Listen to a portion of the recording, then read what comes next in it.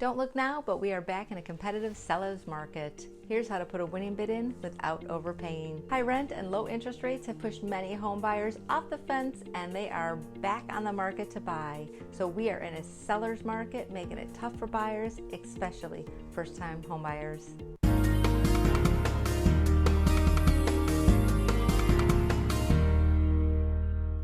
Hi everybody, this is Shirley Chetta with Home Smart Realty Group, and if you are in the market to buy a home, you may want to follow these tips to give yourself a leg up on your competition. The first thing you need to do is get a pre-approval. Don't look at a house, don't do anything, call a mortgage lender, get approved, know what you can afford. You have to make sure you have this pre-approval because no agent's going to take you looking for a house right now in this market if you don't have an approval letter, and they will not be able to put an offer in because the seller will not even look at your offer without a pre-approval. The next thing you need to do is make a seller an offer that they can't refuse.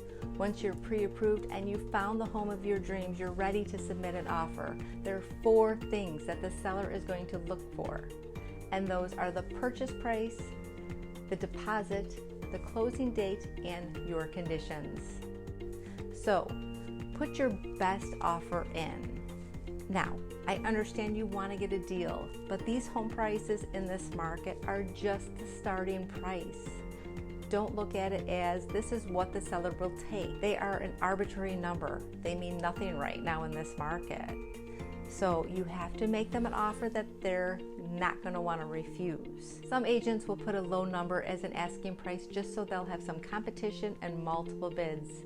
That's really a lot of what's going on right now.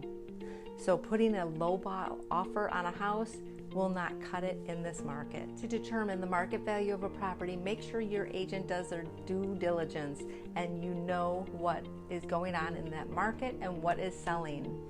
It may be under asking price that this property is going for, or it may be all overpriced.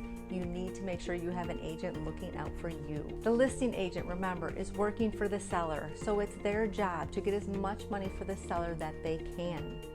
Just remember that. The next thing to do is put a sizable earnest money deposit down. Now, sellers are more likely to accept an offer with a larger deposit because it speaks to the seriousness of the offer. In this market, 3 to 5% of the purchase price should be enough, but nothing less than 3% should be put as a deposit right now. Next, the closing date.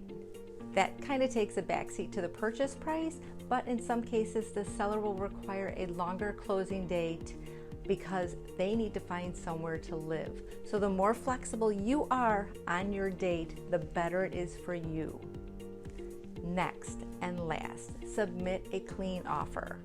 Fewer conditions for you, the better.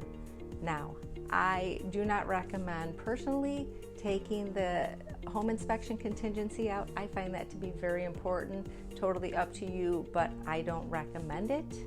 But putting 20% down if possible would be recommended in this market. Higher security deposit, like I said, and no home warranties, no closing costs. It's just not going to fly in a market like we're in today. So if you have any questions, please give me a call. I'm here to help you anytime. Don't forget to subscribe. We'll talk to you next week and have a great day. Take care.